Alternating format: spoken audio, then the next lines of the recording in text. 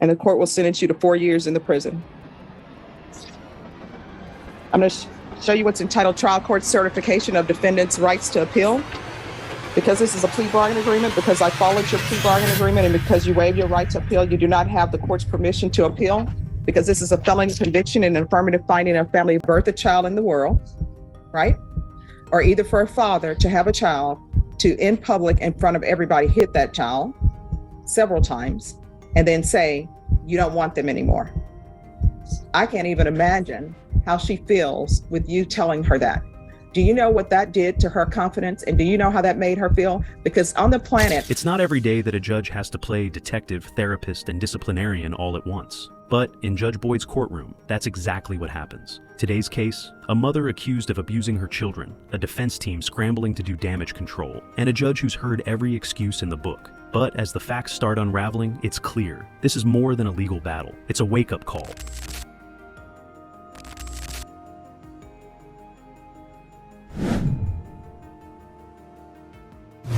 All right, the court is calling 2022 CR 2717, State of Texas versus Anna Ramirez.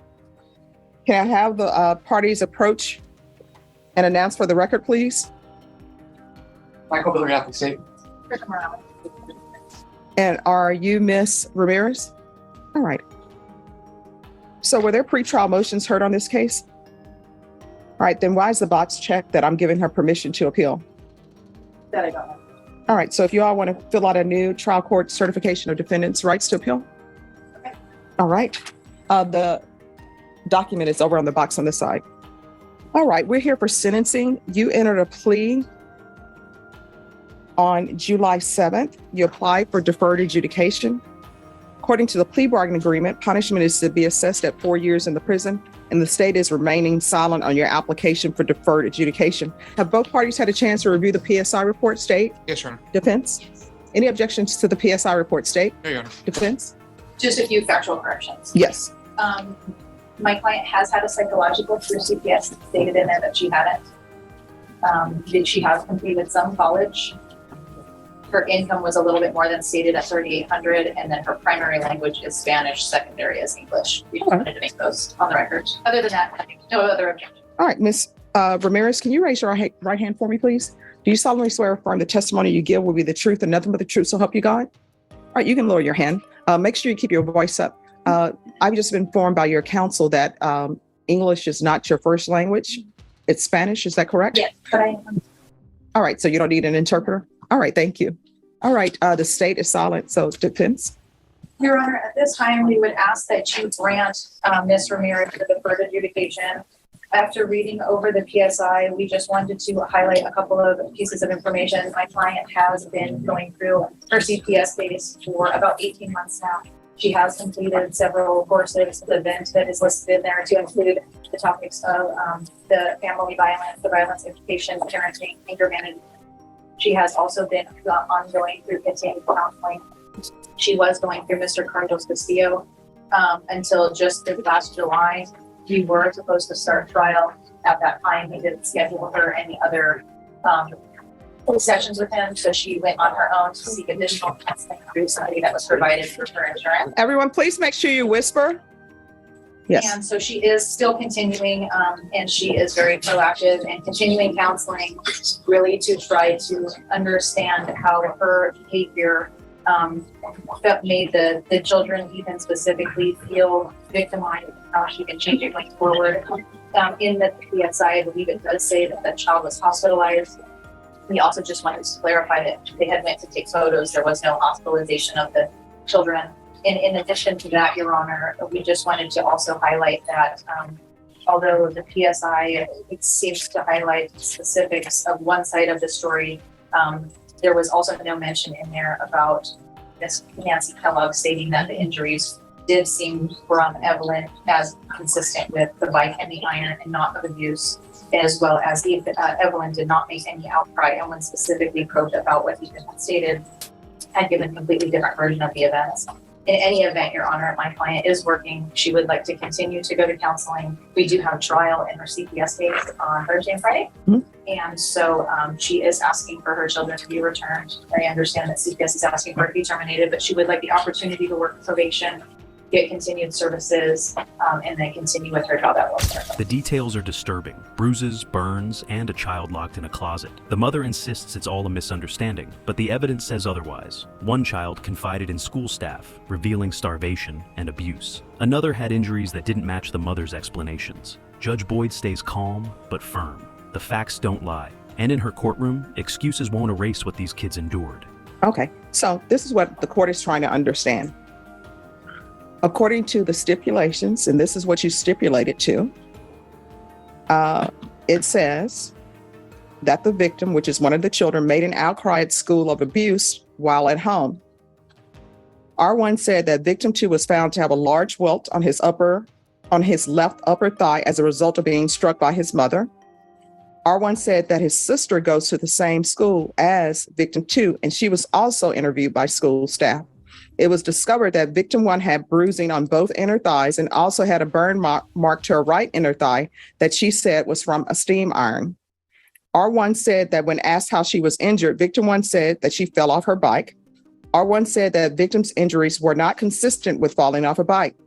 R1 said that victim was asked how she got the burn mark. R1 stated that victim 1 stated that her mother told her to unplug and put away a still hot steam iron, and she accidentally dropped it on her leg, causing the stated burn. So are you saying that you didn't cause any of these injuries to the children? No. On her thigh, I actually didn't see her fall off her bike. I want to talk about the welt mark from the other child. Ethan? Yes. So on Ethan, when I asked him in front of the caseworker what were they referring to, all he did was just took the pants that he had on, and all you saw was notice was the bruise on his lower leg. So are you saying you didn't do it? I didn't like strike him with that. All right, and then on the PSI report on page 4, it says, Ms. Torres stated Ethan spoke of being in a closet for hours at a time. He feared of what would happen if he came out. He stated he was scared, bored, and hungry. He stated some of his siblings would check on him and play with him. He also spoke of a time when his mother choked him off the ground for losing his church book and slapping him. He spoke of being hungry and his mother not feeding him. So if none of this is true, why did you enter a plea? Why not go to a jury trial? Because of communication that we had with the children's attorney. We stated advice and responsibility. No. Do you want a jury trial? We'll give you one today. We have a jury outside. That'll be here at 1:30. You want a jury trial? That's either yes or no. No. All right. Is there anything else from either side? The defense pushes for leniency, emphasizing counseling and personal growth. But Judge Boyd doesn't fall for theatrics. She flips through the PSI report, unimpressed. The defendant wants deferred adjudication, but the judge asks the hard question, if you didn't do it, why plead guilty? The state remains silent, letting the evidence speak. The tension builds as the judge offers a jury trial on the spot. The defendant hesitates. She knows this isn't a game, and neither does Judge Boyd. All right. And defense, do you feel that your client's entering into this plea bargain agreement was voluntary? Yes. All right. And Ms. Ramirez, was anything offered to you other than the plea bargain agreement? That my friend. All right. All right. If there is nothing else for either side, the court is going to deny the application, find you guilty. There's an affirmative finding of family violence. The court will sentence you to $1,500 fine, time and money to run concurrent. And the court will sentence you to 4 years in the prison. I'm going to show you what's entitled Trial Court Certification of Defendant's Rights to Appeal. Because this is a plea bargain agreement, because I followed your plea bargain agreement, and because you waive your right to appeal, you do not have the court's permission to appeal. Because this is a felony conviction and an affirmative finding of family violence, you're not allowed to own or possess any weapons or ammunition. If you have a question over what a weapon or ammunition is, you'll need to speak to an attorney. Do you understand? All right, good luck to you. Judge, we do have patient impact on this case, and I believe this is here. All right. If you're finding this story captivating, make sure to hit that like button and subscribe to our channel for more gripping true crime content. Your support means a lot. Thank you. All right, so here's the thing, everyone. I require that everyone treats everyone with respect. Just internalize what's being said. You may proceed. Thank you, Your Honor. You're welcome. To be here. It has been over a year now that Ethan has been with me. Everyone, please be quiet. and I have noticed a big change in him. He is a wonderful boy, caring and loving, to say the least. There's not much I can say about him and what he has done for me and my family. However, it was not easy to come to this point in our lives. When Ethan was placed in my care, he had some challenges that we both had to overcome. His behavior was all over the place. We had good days and bad days. He would tell me experiences he had grown up and tell me how he was treated when he was at home. He would talk about his brothers and sister. When he felt like he did something wrong, he would go to his closet or his bedroom and stay in there until I was able to locate him and explain to him that I was not asking him to go there and there was no reason to go in there. I told him he could come out so that we can talk about what happened and see if we could find a solution to what happened, because going to the closet and bathroom was not the solution to the problem. Ethan would be defiant when he was first placed in my care. We had a couple of issues at daycare the first couple of weeks.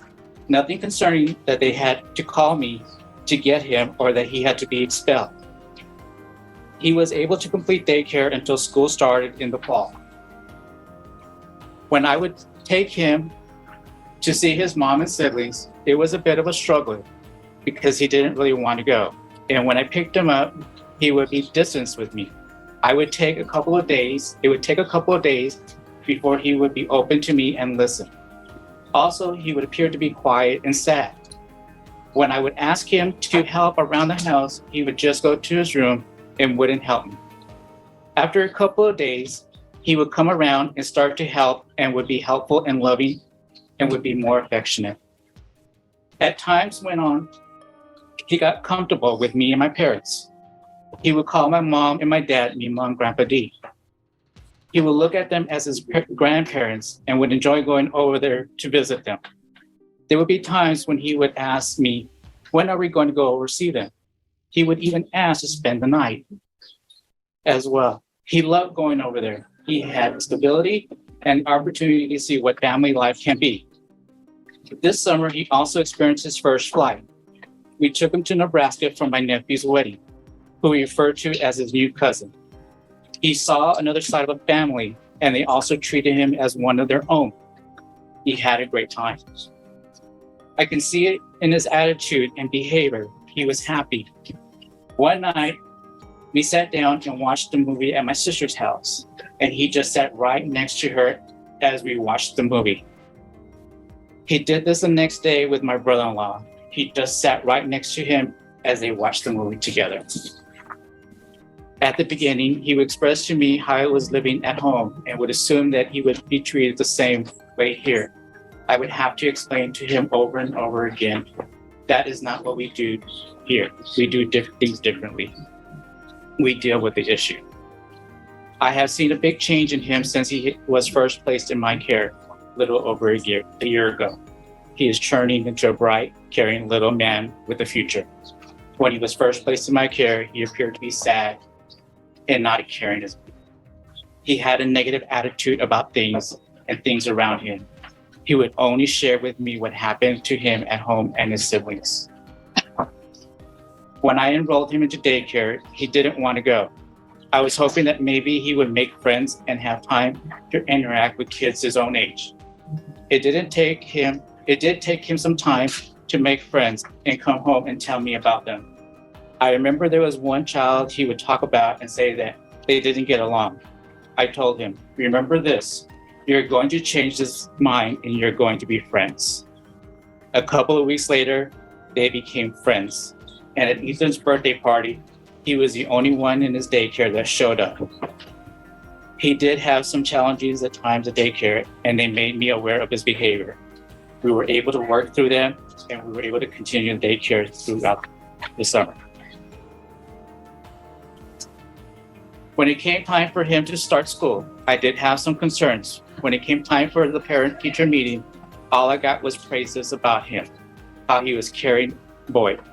As time went on, he would show what I would call the real Ethan. The caring and loving little boy he is and is meant to be. One of the things that impressed me is when he sees someone that needs help, he would ask me if we can help them out. There was one time during the summer, we were at a store and the guy asked if he could wash my rims for $10. And I thanked him and said no. When we went inside, Ethan looked at me and said, I have $1. Can I give it to him? I said, if that is what you like to do with it, go for it.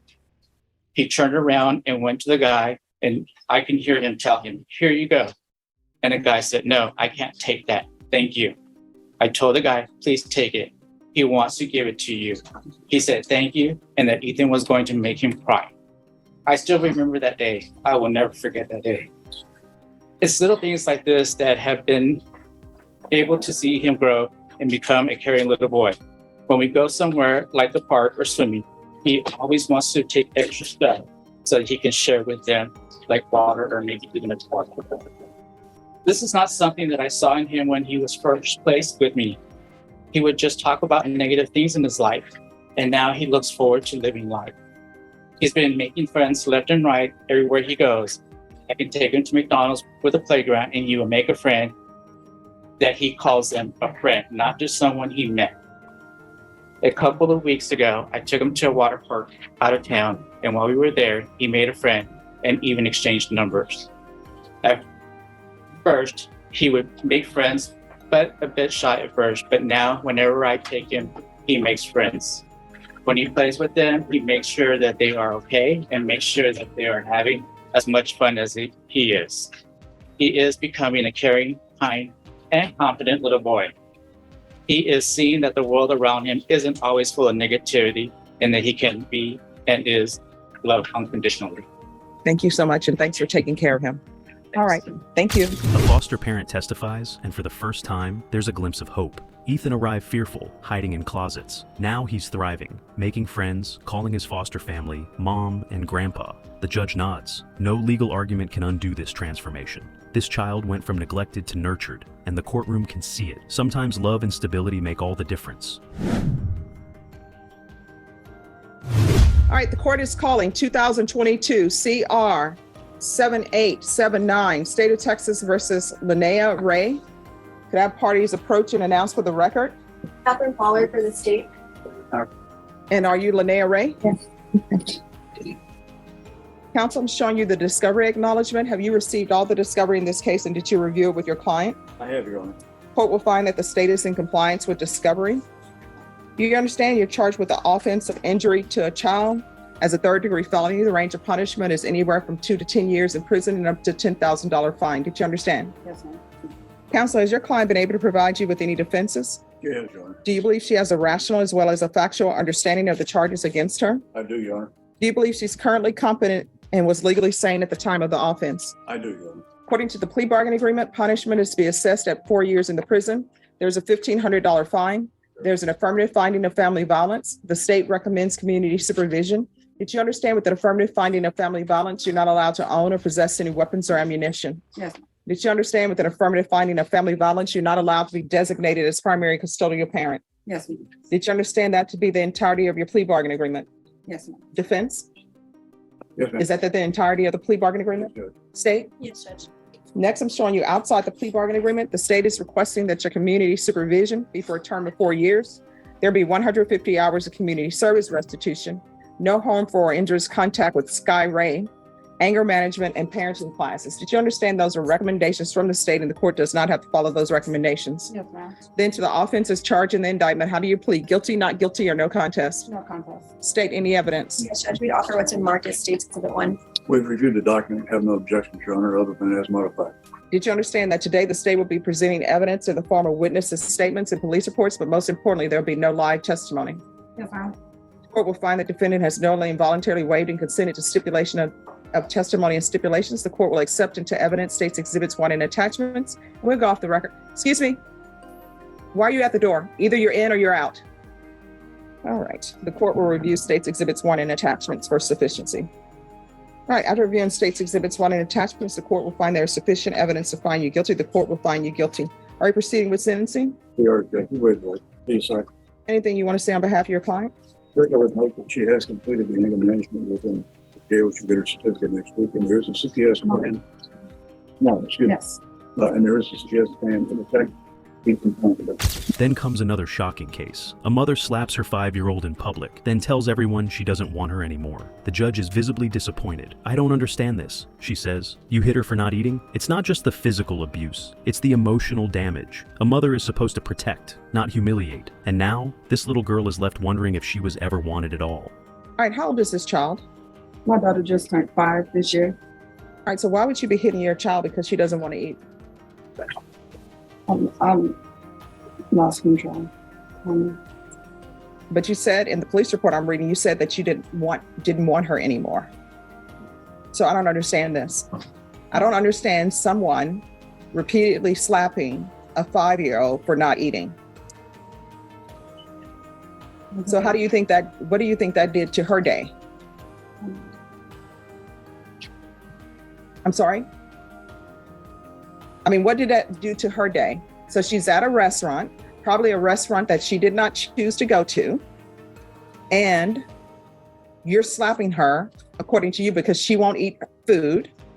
And then you're pushing the stroller. I'm assuming you're pushing it angrily, because then the people at the restaurant said you told her and told everybody you didn't want her anymore. Wonder if I may, this event occurred in the dining area of the Havens for Hope. Yeah. It's not in it. Well, that's even worse. Because one, you now have a child who's staying at Haven for Hope. And I don't think she bought into, hey, let me be born to this mother where I'm placed at Haven for Hope. So where is the child now? My son's grandparents.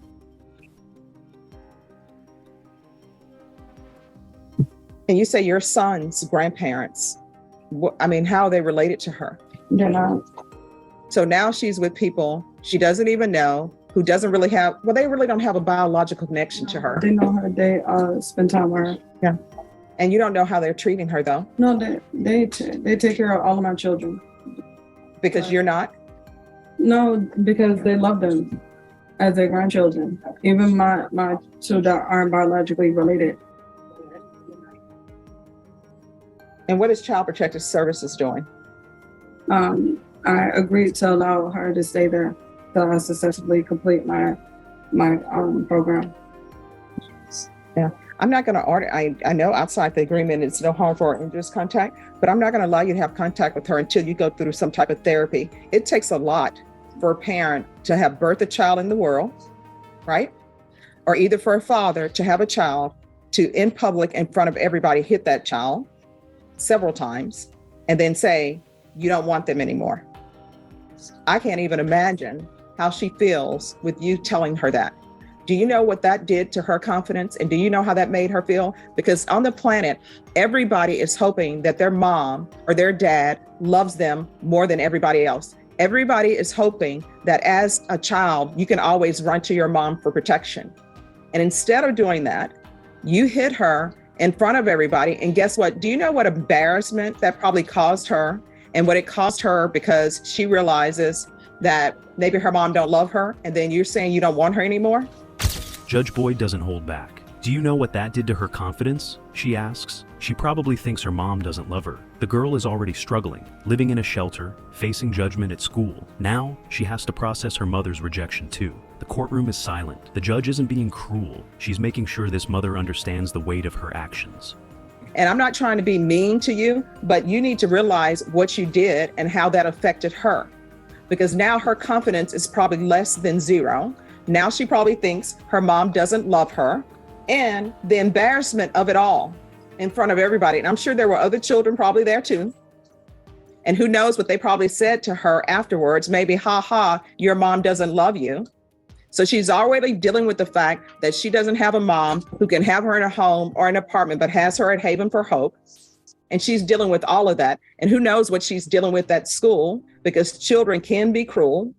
And people say children are cruel because they don't know any better. It's because their parents don't teach them any better. So she's at school, and I'm sure they probably know she's staying at Haven for Hope. And then she has all of this other stuff that she's dealing with.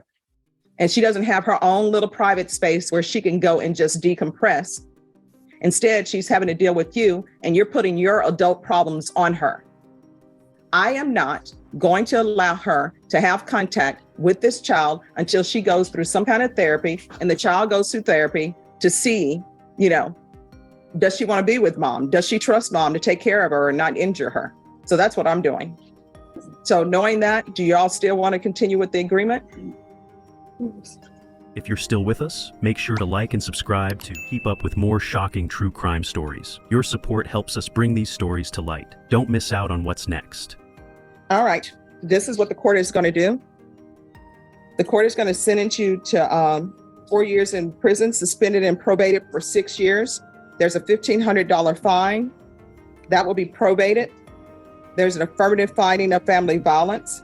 There's to be no contact with minors. There's to be no contact with Sky Ray. And counsel, you can approach after she's completed therapy and after the child has had some therapy, you can always approach and ask me to lift the no contact order. But for now, there's to be no contact. Understand? There's 150 hours of community service restitution. There's to be parenting classes with Triple T. Of course, as Child Protective Services is giving her parenting classes.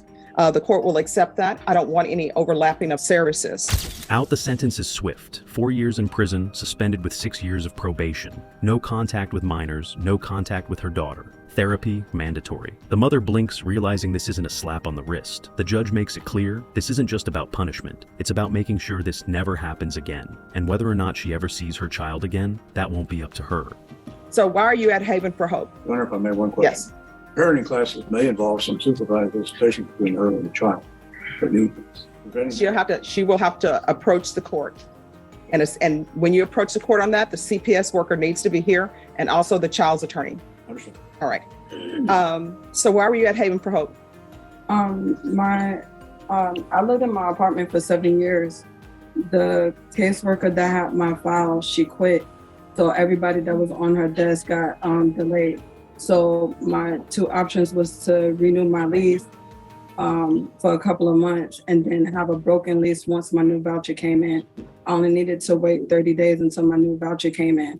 I already did all the paperwork, everything was done. I was just staying at Haven for Hope until my voucher kicked in. I found the apartment within the first week. It was a brand new apartment, a 2-bedroom. I was just waiting for my voucher to come in.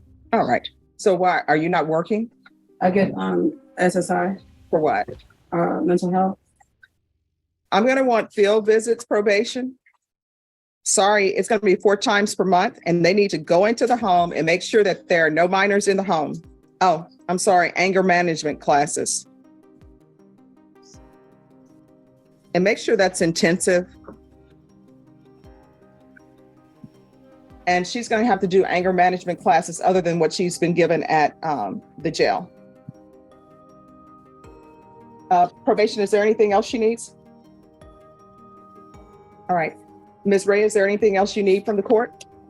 Because this is a felony conviction, you're not allowed to own or possess any weapons or ammunition. If you have a question over what a weapon or ammunition is, you'll need to speak to an attorney. Do you understand? And also because this is an affirmative finding of family violence, you're not allowed to own or possess any weapons or ammunition. All right, good luck to you. We can go off the record. Here's the thing. If you cannot raise your children, if you cannot be patient with them, then you need not raise them. Someone else needs to do that. Do you understand? Before closing the case, Judge Boyd delivers one last truth. If you cannot raise your children, she says, then you need not raise them. It's not an insult, it's a fact. Parenting isn't a right, it's a responsibility. And in her courtroom, the ones who need protection the most will always come first. Thank you for joining us in uncovering the chilling details of this case. If this story has left you disturbed or reflective, please share your thoughts and reflections. Remember to like, subscribe, and stay with us as we continue to explore the stories that reveal the darkest sides of human behavior. Together, we keep these lessons alive, ensuring the voices of victims are never forgotten. Thanks for watching. Please subscribe or follow.